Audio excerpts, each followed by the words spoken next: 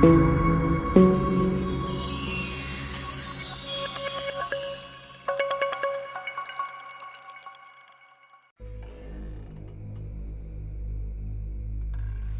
guy as a young man had a dream to become a big movie star, to come to Hollywood and to become a great director and producer and a writer and all those kind of dreams he had. Of course, everyone told him it can't be done. But, he wouldn't take no for an answer, and he moved across from New York to Los Angeles to Hollywood. And of course, one day, after struggling, like we all do in the beginning, to get into TV and into movies, he had this idea of writing a script. And in longhand, he wrote this script, which was Rocky.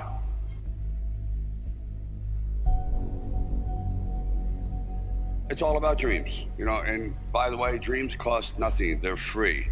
The hard part is just keeping them going, and please keep them going, because we're here for one simple reason. He believed in the dream, I believed in the dream, and our dreams come true, and there's no reason every one of yours can't either.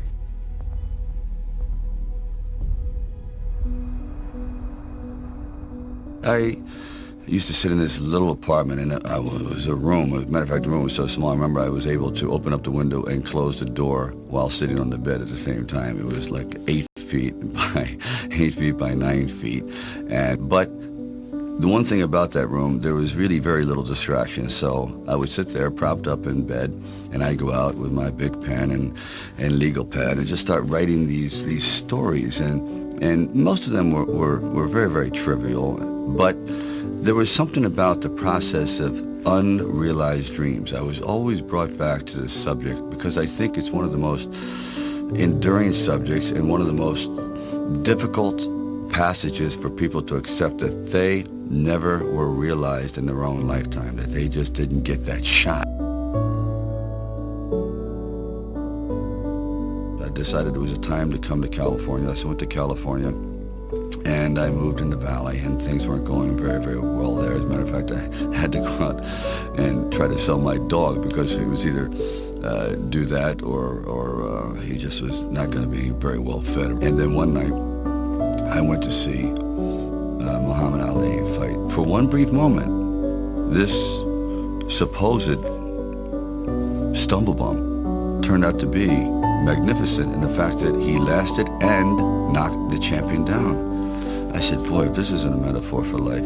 His entire life crystallized at that moment. He will be remembered for all eternity, at least among the fight fans. He did something extraordinary. I said, now that is probably what I need as a catalyst for an idea. A man who's going to stand up to life and take one shot and maybe go the distance. So I started to write.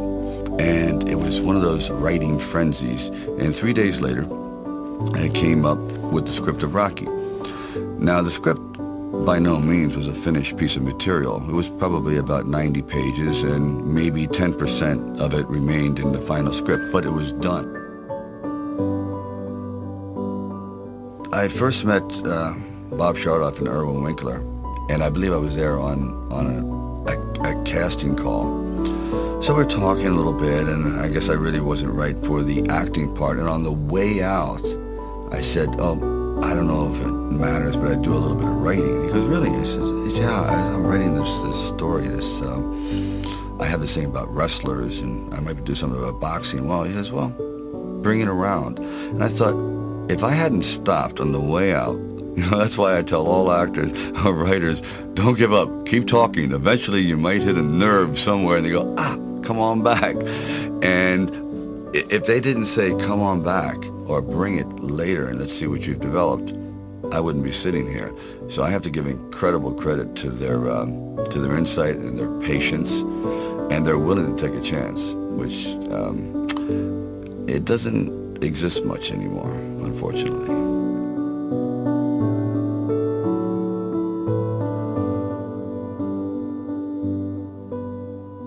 Originally, when I brought the script to them, they were fairly enthusiastic about it. The one thing they were not enthusiastic about was me playing the part, and I really can't blame them at the time. But there was something inside of me that this opportunity is never going to come around, and I really wasn't used to money, and I had no idea of what I would be missing. But the temptation started to come forward. First it was 25 grand and $100,000. I never heard of 100,000 because I had like $106 in the bank, and like I said, I had to sell my dog, and things were not looking very, very good. My $40 car had just blown up, so I was taking a bus to work, and still, it didn't matter. I wanted to stick with it. Then it went up to 150,000, 175,000, it went up to 250,000. Now my head was starting to spin, and it went up to 330,000, and probably I heard it went up to 360,000, and I thought, all right, you know, you've really managed poverty very well. You've got this down to a science. You really don't need much to live on. I had like sort of figured it out. So I was not in any way used to the good life. So I thought, you know what? If I know in the back of my mind, if I sell this script and it does very, very well, I'm going to jump off a building. And if I'm not in it. So this is one of those things where you just roll the dice and you fly by the proverbial seat of your pants. Say, all right, I gotta try it. I gotta just do it. I may be totally wrong, and I'm gonna be taking a lot of people down with me, but I just believe in it. We were working with the handheld camera at the time with Garrett Brown, and it was somewhat experimental. And he'd film me running through shopping malls and up down the steps and flights. Curved corridors along the river until finally my legs basically gave out and I'm like writhing on the ground, and I want to rise up and say, John, I'm dying here. And he goes, no, use it. Use the pain. I said, for what? I mean, I'm in misery. He goes, well, no. You know, it's giving your character, it's giving him some depth. I said, it's giving me bruises. It's giving me like agony. I can't sleep at night.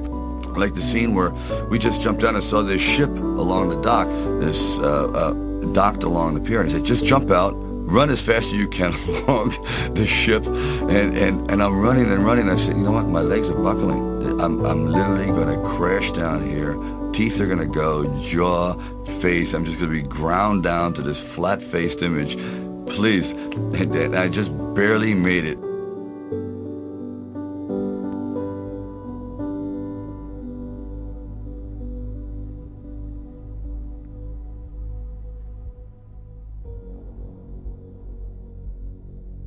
The world ain't all sunshine and rainbows. It's a very mean and nasty place, and I don't care how tough you are, it will beat you to your knees and keep you there permanently if you let it. You, me, or nobody is gonna hit as hard as life. But it ain't about how hard you hit. It's about how hard you can get hit and keep moving forward. How much you can take and keep moving forward. That's how winning is done.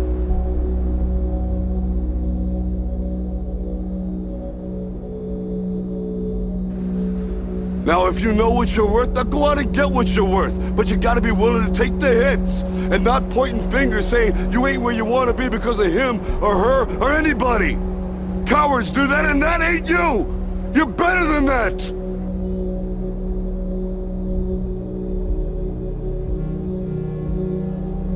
You can't be alone.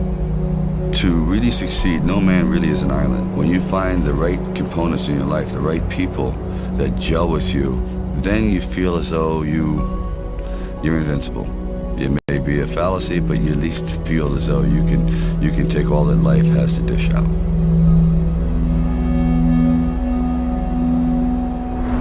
At the very end of our lives, if we can still say, you know, we were never humbled, we were knocked down, but we got up, and I can say, I lived life with integrity, and I took all the blows, as the song says, and I still prevailed.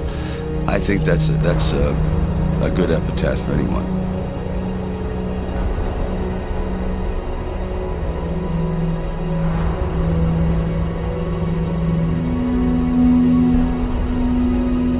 It's all about dreams, you know, and by the way, dreams cost nothing. They're free.